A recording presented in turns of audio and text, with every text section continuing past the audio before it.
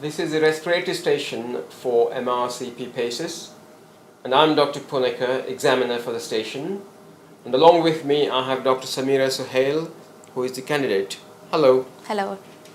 So we've just seen this patient. Would you like to present your case, please? On inspection, this gentleman was breathless at rest. On general physical examination, he was also tachycardic, and there was evidence of clubbing as well as central cyanosis. Okay. On examination of his chest, he had bilateral and inspiratory crackles at both bases that did not shift with coughing. In short, I think the diagnosis here is pulmonary fibrosis. Right. Okay. So you think the patient has pulmonary fibrosis? Yes. Can you think of the causes for this condition, please? There can be several causes, the first one being idiopathic, such as usual interstitial pneumonia.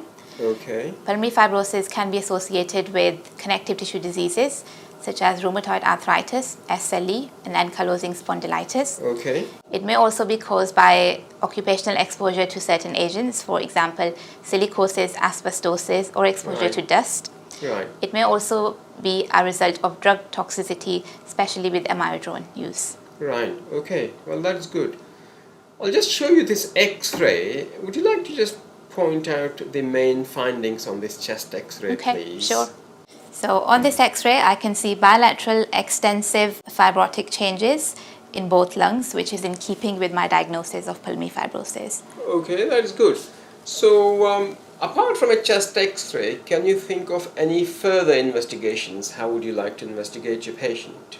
I would like to request a high-resolution CT scan for my patient to see any evidence of bibasal reticular changes or any honeycombing.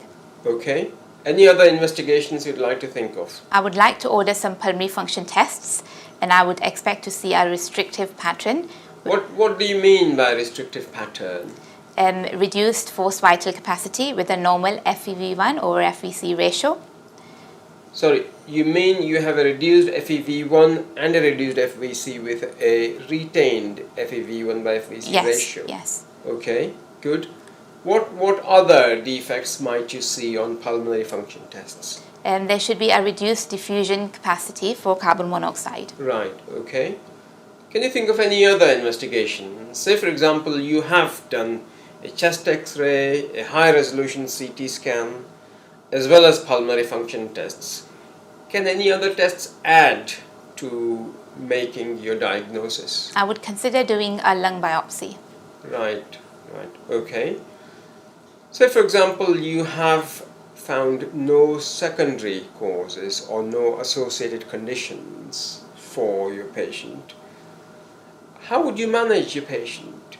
The mainstay of treatment for idiopathic pulmonary fibrosis is supportive care, so supplemental oxygen and pulmonary rehabilitation. Systemic corticosteroids are no longer recommended because there has not been enough evidence seen from randomized controlled trials. Right, okay.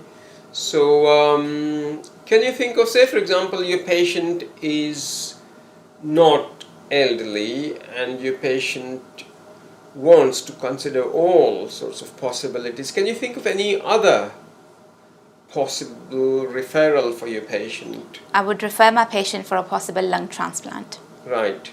So, do you think that might offer some hope for your patient? Yes, if the patient is young, fit and healthy and suitable for a transplant, that might prolong his life. Right. Okay. Good. Thank you. Thank you.